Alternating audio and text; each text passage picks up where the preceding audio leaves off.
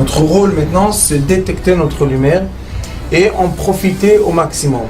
Et quand on a un plaisir ou un désir, la porte s'ouvre encore plus. Comprenez, c'est quoi la lumière? Lumière, amour. C'est pas important qui tu es, où tu es, comment tu es. Dieu t'aime. Le livre de Bereshit, c'est le livre de quoi? Des Midot. C'est le livre que, d'après les histoires qu'il y a ici, on doit comprendre comment se comporter. Une des histoires les plus fortes est que on va faire naître ce qu'on ressent. Et le premier homme, le serpent, qu'après Akadosh Baruch Hu a créé un deuxième homme, qui est le premier homme que nous on connaît, c'est pour réparer la faute. Mais qui a créé la faute? C'est Hachem. Vaït'atsev et libo. Et voilà. Quand on fait des choses avec tristesse, le résultat ne sera pas gai. Magnifique. Elle a tout compris là-bas. Vayomer Hashem emchet ha'adam asher barati. Akadosh Baruch Hu, il a dit, je vais effacer cette création. Il n'y a pas de problème, efface. Mais al pnei adama, mais adam ad behema, adrem esadof hashamayim, ki nichamti ki asiti. Akadosh Baruch Hu, il était très triste de cette création. Le Noach, matzachen. Et Noach, il a plu. Il a plu. Matzachen, Noach, matzachen, il a plu. Akadosh Baruch Hu. Be'enei Hashem. On a le cœur et on a les yeux. Vous voyez que déjà là, il y a le cœur et les yeux. Et maintenant, on a toute l'histoire du déluge. Et à la fin de la paracha, on nous dit Vayechi, Vayechi, Vayechi, Vayechi. Qu'est-ce que tu veux? Pourquoi encore une fois, encore une fois, encore une fois? Beaucoup de fois, beaucoup d'années, je me suis posé cette question. Qu'est-ce qu'il veut dire? Dis-moi, celui-là était le premier, celui-là était le dernier, ça suffit, qu'est-ce que j'ai besoin? Non. Il veut nous dire ici un grand secret. Premier secret, Vayechi, comme j'ai dit tout à l'heure, 26 c'est 8. Divin, matière. L'homme, comme dit Rashi sur Bereshit, est la création pour connecter le divin à la matière. Nous sommes la création qui connecte le divin à la matière. C'est la raison qu'on est obligé de certains moments dans la vie vivre la matière, les envies, les passions, les désirs. Et il y a d'autres moments qu'on quitte ça et on veut vivre le spirituel. Ça pour que l'être... On fait les deux. Oui, On fait les deux. tout le temps. C'est ce que je vous ai dit maintenant. Vayechi, tu veux vivre, Vayechi. Yaakov, Vayechi. Quand on dit Vayechi, c'est quelqu'un de vrai qui a vécu. Ça veut dire quoi j'ai vécu? Je vis. Ça veut dire que je suis un peu dans les fautes et je suis un peu dans la volonté du spirituel. Chacun de nous connaît qu'il y a des moments qu'on est tout seul et on a envie, je sais pas, de faire quelque chose. On va. Après, quand on retourne à la maison, on s'est douché, on est assis sur le canapé, on se dit, c'est pas... Où est la joie? Où est le... C'est pas ça. Bon, on va ouvrir YouTube, hop, on va mettre la chaîne Sitrichaim. Ah, maintenant, oh, on va se coller loin, Kadosh Baruch Hu. Qu'est-ce qu'ils disent les gens? Est-ce que je dois être seulement collé au divin ou seulement dans la faute? Entre les deux. Bah oui. Ça, c'est comme un habit. Vous savez l'habit comment il est fait? Une partie des fils, ils sont de ce côté, l'autre partie est de l'autre côté. Et quand on les met comme ça, on a un habit qui tient. L'être humain, sa vie est vaïri entre le nom divin et la faute. Et après, nous avons 14 fois écrit vaïri. C'est quoi ce 14 là? Pourquoi 14? Pourquoi pas 12? Pourquoi pas 20? 14 en lettres hébraïques, c'est Yud et Dalet. Et on dit Yad, la main. Soudjok, la main. Notre main représente quoi? 4 et 10. Et le 4 et le 10, c'est le point divin que tu as commencé, c'est la lettre Yud. Après, nous avons 4 lettres du nom divin, le Yud, le Hey, le Vav, le Hey. Et après, nous avons 10 lettres, que ça s'appelle les lettres qui remplissent le nom divin. On écrit Yud, on écrit Yud, Vav, Dalet. On écrit Hey, on écrit Hey, Aleph ou Hey, Yud. On écrit Vav, Vav, Aleph, Vav. On écrit Hey, Hey, Aleph. Et on a 10 lettres. Ça nous forme une pyramide. Qui dit, il y a un point qui avait tout dedans. Et après ce point-là, s'ouvre tout doucement. Il s'ouvre. On a 4 et on a 10. 4 représente aussi, quand on dit Adam, dans la Torah, quand on dit Adam, on dit homme et femme ensemble. On a 4 mains, on a 4 pieds. Ça, c'est un homme entier. Alors, quand il dit Yad, 14 fois, je dis que vous allez vivre, c'est pour créer une pulsation de quoi? De vie qui va permettre la connexion Yad. Alors, on a la connexion divine, on a le nom divin et la faute, et on a maintenant le nom de Abraham. Dans le début du monde, il est écrit Behi Baram. Behi Baram, Behei Baram. Behi Baram, il y a le petit Hei. Il y a un Hei qui est tout petit. Hashamayim Behi Baram. Mais c'est Behi Baram.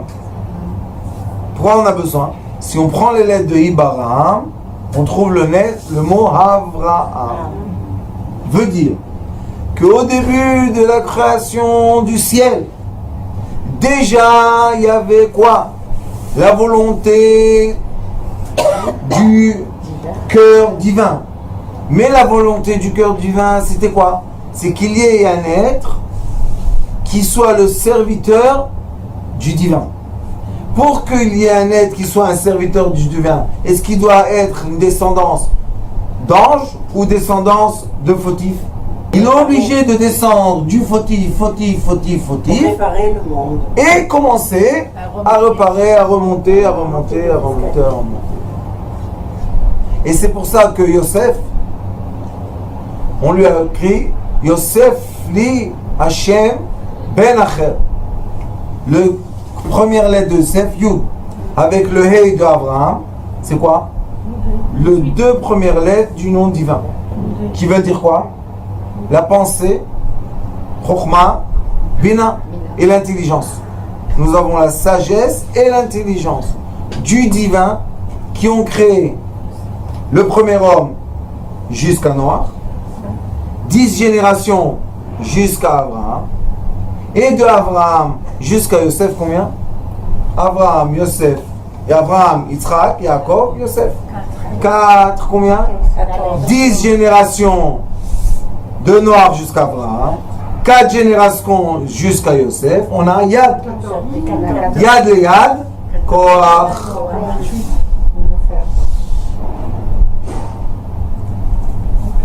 C'est la force de quoi? D'aller vers le divin, malgré qu'on est...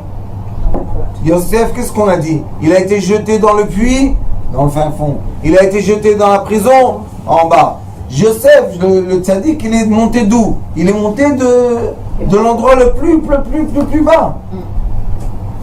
Quelle est la volonté divine d'après ce qu'on vient de dire? Que Dieu veut qu'on descende en bas. Très bas. Pour remonter. Est-ce qu'il y a quelqu'un qui est descendu en bas et n'est pas voulu remonter? Ça n'existe pas. Vous savez pourquoi? Parce qu'il y a un moment, quand on utilise ce corps, il ne donne plus rien. Vous savez, non, pas fatigué. Prenez du piquant. Disons que quelqu'un il aime le piquant. Mettez dans la bouche. À un moment, il a brûlé le nerf. Il ne ressent plus le piquant. Maintenant, qu'est-ce qu'il va faire? Il va manger, parce que c'est comme une vache qui mange. Et il va brûler son estomac. Il va avoir des trous dans l'estomac. Pourquoi? Parce que sa bouche n'arrête pas le piquant à temps. Alors ça rentre dedans. Mais si sa bouche aurait encore le nerf vif du piquant, on leur aurait dit taille. Nous, quand on utilise notre désir, envie, passion, etc. J'avais soif, j'ai eu de l'eau. Combien d'eau je peux boire? 1 litre. 1 litre. 2. Fini. Non, bois 10. Comment je vais boire 10? Et si je bois 10 d'eau, qu'est-ce que je vais faire? Je vais affaiblir mon système humanitaire. Alors, qu'est-ce que ça veut dire? Ça veut dire que dans la paracha de Bereshit et dans la paracha de Noach, et je viens de recevoir comme ça, vous savez, un petit éclat grâce à vous.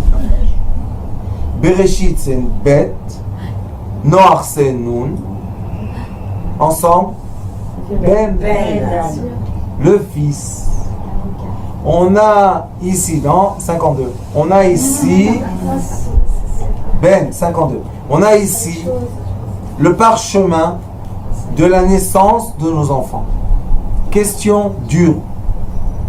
Quels sont les enfants qui nous font le plus de bien? Pas à 20 ans, pas à 30 ans, pas à 40, mais 50, 60, 70. Ceux qui étaient dans les fautes et ceux qui étaient dans les cieux. Dans les fautes. Vous êtes sûr de ce que vous dites? Oui. Ah bon? Alors tous mes enfants voyous, c'est eux qui vont faire le plus de bien. Pourquoi? Parce que c'est vrai que quand ils sont nés, et quand ils étaient adolescents, et quand ils avaient 20 ans, et quand ils avaient 30 ans, c'était un peu dur. Mais après, c'est les plus fidèles. Pourquoi ils sont fidèles, vous savez? Parce qu'on leur a permis de descendre pour remonter. Écoutez bien, c'est pour ça qu'il est écrit dans l'endroit où il y a un Baal Tchouva, le tzaddik ne peut pas se résister là-bas. Pourquoi? Parce que la différence entre le Baal Tchouva et le tzaddik, c'est la différence entre Noach et Abraham. Noach riche tzaddik, il était un tzaddik, Bedorotav, il est resté dans sa case de tzaddik et c'est fini. Mais Abraham, Abraham, il est né où? Il est né dans la maison du prêtre. C'était le prêtre de l'idolâtrie, son père. Et ce Abraham-là commence son chemin à faire quoi? À rechercher l'origine. Mais il est écrit dans l'origine. Be'ibaram. Hashamayim Be'ibaram. À Bereshit est écrit. Le ciel, quand ils vont se créer, qui va créer le nouveau ciel? C'est quoi le ciel? C'est une sphère. Qui va créer la sphère? Avraham. Avraham, non. Avraham. Je vais t'ajouter le hey. Quand je vais te rajouter le hey, tu vas emmener des descendances. Mais quand est-ce que tu as commencé à emmener des descendances? Quand tu as commencé à remonter vers moi. Avraham a cherché à Kadosh Baruch Hu. Avraham, c'était un scientifique. Il a cherché, il a posé des questions, il avait les cartes d'astrologie, il avait tout. Et un jour il a dit, toi le grand Seigneur, dévoile-toi à moi. Il s'est dévoilé à lui. Est-ce qu'Abraham il était fou, normal? Faites attention à ce que vous dites. On l'a traité de fou. Non, je pense qu'il est un peu fou. C'était un fou. On l'a traité de fou. Non, vous savez pourquoi un fou? Il allait à l'encontre de tout. Il allait à l'envers de tout le monde. Il a rejeté son monde. Il a rejeté son monde. dans le feu. Donc, c'est même. Il a tout fait à l'envers. Nous aujourd'hui on dit, on est les enfants d'Abraham, le peuple élu. Mais Abraham, d'où il vient? De l'idolâtrie, Ouais. Plus on descend, et plus on monte. Plus on descend, et plus on monte. Noach, c'est Chem. Alors dans ce cas-là, on cherche tellement à protéger les enfants. On est fou. Parce qu'il y a des enfants qu'on cherche à protéger ou pas, ils vont faire ce qu'ils veulent. Et il y a des enfants qu'on cherche ou pas, c'est comme les moutons à côté de toi. Ça, les moutons, où va le berger? Les moutons vont avec lui. Mais il y a des chevals, Où va le berger? Ils s'en vont, les chevaux, ils s'en Alors, foutent. ça veut dire qu'un enfant qui s'égare, il faut le laisser. Un enfant il faut le qui laisser s'écarte, un peu, un enfant qui commence à chercher les sensations de la vie, un enfant qui commence à descendre du chemin que nous on pense qui est bien. C'est l'enfant qui va chercher la faute pour trouver le chemin de retour. Ici, il y a des dames, Baruch Hashem, qui ont un certain âge, qui peuvent prouver que ce que je dis, moi, le petit bébé à mon âge, est vrai. C'est pas facile. Je dis la vérité, moi. Pas facile, ni facile, la vérité. Alors les parents, comment ils agissent dans un cas pareil où l'enfant... Je vais vous dire, quand nos enfants, comme l'enfant de Dieu, c'était qui? Le premier homme, le deuxième, après 10 générations, après Noir, encore 10 générations. Il a attendu, sauf la nôtre. Il avait la patience avec toutes les générations. Donner l'amour et attendre. Alors. C'est tout. De l'amour et de la patience. De l'union et du temps. Et croyez-moi, vous pensez qu'à 40 ans, on fait les bêtises de 20 ans? Non, il y en a. Je dis pas qu'il n'y a pas des exceptions partout. Mais je dis la généralité, c'est quoi? À 40 ans, ça y est, on a compris, on a coûté. Et à la fin, on se dit, c'est des bêtises tout ça. Qu'est-ce qu'on veut? Comme tout le monde, on veut son foyer, sa maison, ses enfants. C'est ce qu'on veut. Le Yetzirah, après 30 ans, ça y est, il se calme, il commence à nous laisser tranquille un peu. Non. Parashat Bereshit, Parashat Noir, les deux parashiyot, c'est tout le Sefer. Vous allez voir, tout le Bereshit, c'est quoi? J'ai dit encore une fois, c'est juste une façon de dire. C'est des histoires qu'on ne peut même pas saisir. Ça veut dire quoi? Qu'Akadosh Baruch Hu parle avec un être humain. Où on a entendu qu'Akadosh Baruch Hu parle avec un être humain? Et ceux qui disent qu'Akadosh Baruch Hu parle avec eux, qu'est-ce qu'on dit? C'est des illuminés, les pauvres. Ils sont... Mais peut-être c'est vrai, peut-être il parle avec eux. Et sachez une chose, un peu de l'expérience de la vie, les gens qui ont eu des expériences les plus puissantes, ce sont les gens qui ont l'éclat de lumière le plus grand. Les gens qui n'ont eu aucune expérience dans leur vie, toujours à côté de maman, dans l'habit de maman, elle le cache. Mais Marie, viens mon fils, viens, mange, ça fait rien, elle t'embête, viens chez maman, viens chez maman. Le pauvre, à 70 ans, à 60 ans, la maman elle s'en va. C'est plus rien faire. C'est plus. Et vous savez qu'en Amérique, il y a toute une étude qui a été faite sur des fils qui étaient liés à leur mère. Et quand la mère elle est partie à un âge, on veut, 70, 80, 90, 120. Et qu'est-ce qui se passe avec l'enfant qui reste? Sauf à Hollande. Sauf à Hollande, vous savez qu'est-ce qui se passe? Après quelques années, il s'éteint. Mais l'enfant qui était le chet, le voyou, le truc, quand la maman elle s'en va, qu'est-ce qu'il fait? Il continue une génération. Il prend et il continue une génération. C'est pour ça que la Torah, elle veut nous donner un enseignement de vie. Le livre de Bereshit, il est écrit dans les livres, les commentateurs disent que la Torah devait commencer de Shemot. Où on a reçu la Torah? Shemot. Alors on devait recevoir la Torah. Après on nous écrit l'histoire. Non, les sages disent Derech Eretz Kadma la Torah. C'est quoi Derech Eretz? Le comportement de l'être humain est plus important que la Torah même. Pourquoi? Il est écrit sur Aaron, le prêtre, le Kohen. Il est écrit Aaron, Ohev Shalom. Il aime la paix. Rodev Shalom. Il poursuit la paix, il veut la paix, il cherche à faire la paix. Ohev et Abriot. Il aime les juifs. Non. Ah, Tout le monde. vous savez lire, moi aussi je lis Briot. Il n'y a pas écrit Ohev et Ayoudim. Ohev et Abriot Kulam. À la fin, Mekarvam la Torah. C'est quoi Bereshit et Noir? Ohev Shalom, l'entier de l'homme. Ohev Shalom, Rodev Shalom. Il a, Akadosh Baruch Hu, il a attendu, il les a poursuivis pendant 10 générations, encore 10 générations. Ohev Shalom, Rodev Shalom. Ohev et Abriot. Il a aimé tout ce qu'il a créé. Shmot ou Mekarvan, la Torah. Qu'est-ce qu'il approchait à la Torah? Des esclaves. Mazébriot, il nous dit, moi j'aime les créatures les plus simples que vous pensez qu'ils sont simples. Eux, je vais les amener vers la Torah. C'est qui? C'est les Baalei Tchouva. Ceux qui ont fait Tchouva. Vous savez c'est qui dans la Torah? Dans le Talmud? Rabbi Akiva. Rabbi Akiva dit 40 ans j'étais ignorant. Et c'était pas seulement un ignorant, c'était un maharetz, c'était un dangereux. Et 40 ans j'ai étudié. Et 40 ans j'ai enseigné. Mais Rabbi Akiva, c'est celui qui tout le temps dit approche-toi de l'être humain, donne l'honneur à l'être humain, occupe-toi de l'être humain, va'avta l'reacha kamocha, c'est Rabbi Akiva.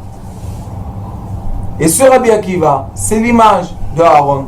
Et Aaron, c'est l'image d'Abraham. Et Abraham, c'est l'image de Noach. On dit que c'est pas le même. Oui, mais Noach, ses générations, il a fait ce qu'il a pu faire. Alors le Zohar Kadosh il dit, mais non, Noach, tu devais poursuivre les gens de ta génération. Et si tu as parlé avec Dieu, pourquoi tu n'as pas prié pour eux qu'ils fassent tchouva? Mais c'est très facile de dire ça quand on est loin, 3000 ans de l'événement, on peut juger l'événement. Mais quand on est dans l'événement, on peut juger l'événement. Alors la Torah elle nous dit, Bereshit Noach. Tu dois considérer tous les êtres humains comme tes enfants, comme ton fils Ben. Et quand tu considères les êtres humains comme ton fils, comme le Ben, alors tu peux continuer. Noach, Lech Lecha, Vahera, tu peux continuer. Mais si tu ne les mets pas comme tes enfants, tu ne peux pas. Quels enfants? Ceux que Akadosh Baruch Hu a pleuré. Ceux que Akadosh Baruch Hu a vu une grande partie détruite. Ceux que Akadosh Baruch Hu a vu. Vous savez c'est quoi un père qui perd la majorité des enfants? Il y en a un qui reste. Et celui-là qui reste, encore c'est pas ce qu'il voulait. Encore 10 générations. Et voilà, on a le premier qui commence. Akadosh Baruch Hu a dit, Ki Adam et Sadeh. L'être est comme l'arbre. Regardez l'arbre. Vous mettez le noyau dans la terre. Qu'est-ce qui se passe? Il pourrit. Le noyau de la terre, il pourrit. Et après qu'il pourrit, qu'est-ce qu'il fait? Il se sépare. Il se sépare en deux. Vous avez jamais vu un... Mettez dans le coton, vous allez voir. Il se sépare en deux. Et après, il y a la tige qui sort entre eux. Donc la force de la tige de sortir, c'est de la force de la séparation. C'est un peu dur. La force de la création.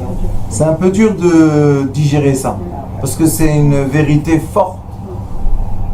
Donc quand on voit des séparations, on doit être patient et amoureux. S'il y a deux enfants qui ne sont pas dans la même direction, il faut attendre. Qu'est-ce qu'il y a? Tic. Ça veut dire qu'il y a entre eux, il va y avoir une mèche qui va sortir comme ça, qui va être le début d'un arbre. C'est la même graine qui a été plantée. C'est elle qui monte. C'est elle qui monte. Quoi? Les enfants qui justement s'égarent un petit peu, est-ce qu'on doit leur faire des tochafot ou non? Jamais, quel torah? Non, je sais pas, on doit leur dire... Ils sont nés de nous. Voler, C'est nous, oui, c'est nous, exactement. Oui, c'est nous. Oui, alors pourquoi on s'aime pas? Non, je sais, mais est-ce que par exemple, je sais pas, un enfant qui a volé ou un enfant qui se lève pas pour aller au minyan ou un enfant, on doit le laisser? Nous on se lève tous les jours à aller au minyan. Laissez-le grandir, laissez-le faire son chemin, laissez-le aller avoir les expériences qu'il doit avoir. Mais bien sûr, laissez-le vivre pour qu'il revienne. Vous savez, j'ai quelques jeunes comme ça que je suis, ça fait beaucoup d'années. Pas les voyous de la forêt, des autres. Et ils étaient religieux. Après, ils ont demandé notre kippa. Après, ils ont demandé de changer d'école. Et les parents qui venaient, le rave, je leur disais, c'est vous. Celui-là, là, c'est vous. Jamais de la vie, jamais de la vie. J'ai un comme ça. Son père, un jour, il a enlevé la kippa. Je lui ai dit, pourquoi t'as enlevé la kippa, toi? Mais toute ma vie, ça me dérangeait, j'aimais pas ça. Je lui ai dit, alors pourquoi ton fils, il a enlevé la kippa? Parce que toi, tu veux pas la kippa. Laisse-le tranquille. Il a continué à grandir. Un peu à droite, un peu à gauche. Il venait me voir, je lui disais, va faire, va là-bas. Tu veux encore ça? Va là-bas, la Avera, elle exactement, tu vois, là. Mais Rav, je dis, va mon fils, va. Après 10 ans qu'on accompagne comme ça quelqu'un, un jour il revient, il pleure. Rav, ça suffit.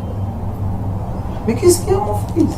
C'est le degré que tu es arrivé, viens, je te montre encore un degré, viens, monte un étage. Tu vois là-bas, il y en avait, regarde, va là-bas. Je veux plus. Maintenant, je vous pose une question. On a dans la maison un qui se levait tous les matins, qui a fait tout comme il faut, la machine. Et on a un qui était très loin et qui revient. Qui a la force? Qui revient. Personne peut avoir un débat sur celui qui a travaillé son Yetzirara et celui qui n'a pas travaillé son Yetzirara. C'est pas les mêmes forces. Celui qui a travaillé le Yetzirara, comme Moshe Rabbeinu, il était le roi de Couche, il était marié avec la femme la plus belle et la plus intelligente du monde. Il n'a jamais été avec elle. Mais il était dans le Nissan ou pas? Bien sûr qu'il était dans le Nissan, il était marié avec elle. Et qu'est-ce qu'elle lui a fait? Quand son fils à elle, avant ce mariage avec Moshe, est devenu un homme, elle lui a dit, toi l'étranger, va-t'en d'ici, je mets mon fils roi. Vous imaginez un peu? Qui est mon cher abbé? Bien sûr. Pourquoi elle est partie de couche? Parce que le fils de cette reine qui a grandi est devenu un homme, 18 ans. Mon cher Rabbeinu, il avait 40 et quelques. Elle lui a dit, hey, toi, c'est mon fils qui va régner. C'est mon sang, pas l'étranger. Vous imaginez un peu? Quelqu'un qui règne sur un pays et on le renvoie comme ça. Et qu'est-ce qu'il a été faire? Être l'esclave de Yitro. Il était son esclave. Alors quelqu'un comme ça, qui a eu beaucoup de vécu, il peut avoir le révèlement divin. Abraham, qui a eu beaucoup de vécu, peut avoir le révèlement divin. Noach, qui a eu beaucoup de vécu, peut avoir le révèlement divin. Vous comprenez ce que je dis? Même Yoshua, qui a eu un vécu pas facile, il a eu le révèlement divin. Mais après, qu'est-ce qu'il y a eu? Après Yoshua, qu'est-ce qu'il y a écrit? Skenim, on n'a plus entendu de révèlement. Et après, ça recommence. Il y a encore une fois des révèlements. Élie, Shmuel, Shaoul, David, ça recommence. Qu'est-ce qu'il y a eu dans cette période-là de silence? Qu'est-ce qu'il y a? On n'a même pas les noms. Chacun. Ils ont conquéri la terre, ils étaient sur leur terre, tout va aller bien. Mais où le révèlement, où le révèlement divin, où ils étaient avec l'arche de Moshe Rabbeinu, ils avaient tous les ustensiles du tabernacle, c'était check. Et après ça reprend et ça redémarre encore une fois. Après l'exil, 2000 ans. Où il est celui-là qui va dire voilà, moi je parlais avec Akadosh Baruch Hu, il est celui-là. On l'a pas, on attend qu'il vienne. On l'attend. Ça veut dire que chaque fois que vous allez voir que le temps est plus long, la lumière qui va se dévoiler est plus. Comme nous sommes 2000 ans déjà, bientôt, on passe encore 2000 ans, dans cet exil, ça veut dire que bientôt, celui qui va se dévoiler, il va être une très grande lumière. Une fois, j'étais assis avec mon cher ami le Rav Dreamer, Dr Dreamer, et je lui ai dit, tu sais, si nous, tous les deux, on étudie des choses, je lui ai dit, si on étudie ça, et on a une certaine logique, imagine-toi Mashiach. Quelle personne ça va être, ce monsieur? Il doit connaître toutes les fautes, sinon il ne peut pas être Mashiach.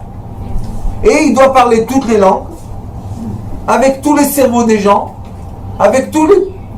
J'ai dit, tu t'imagines la tête de ce monsieur? Il m'a dit, quand tu me parles comme ça, j'ai envie de le voir.